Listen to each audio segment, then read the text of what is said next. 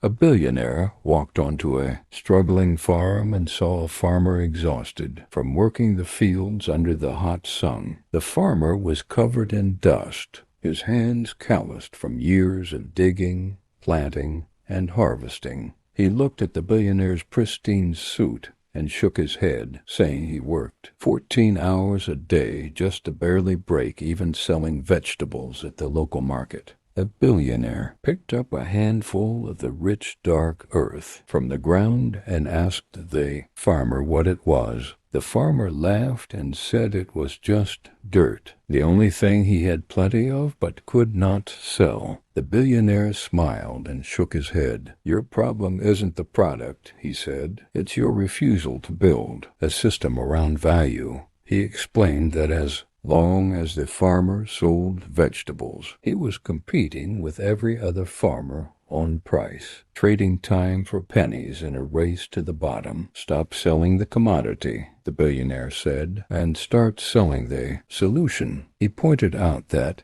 thousands of people in the city wanted to grow their own food, but had no access to high-quality, nutrient-dense soil. The billionaire grabbed a piece of paper and sketched out a plan. He told the farmer to stop focusing on the harvest and start focusing on the source. Instead of selling a truckload of vegetables for $600, he could package this premium soil into 5-pound bags, branded as organic and heritage growth blend, and sell it to urban gardeners for $30 a bag. The farmer was skeptical. "Nobody will pay that much for dirt I walk on every day," he said. But the billionaire insisted that value is about perception, convenience, and branding, not just raw material. The farmer decided to test the theory. He stopped planting for a season and focused on processing and packaging his soil. He created a simple online store and marketed the soil specifically to apartment dwellers who wanted to grow herbs on their balconies. He set up an automated bagging system in his barn, hiring 2 local workers to handle labor while he focused on building distribution partnerships with garden centers. He turned a commodity into a productized service, creating a recurring revenue model where customers subscribed to receive fresh soil mixes every spring. The results were immediate. Where he once sold a ton of vegetables for a few $100 of profit after months of labor, he was now selling the same weight in soil for $5,000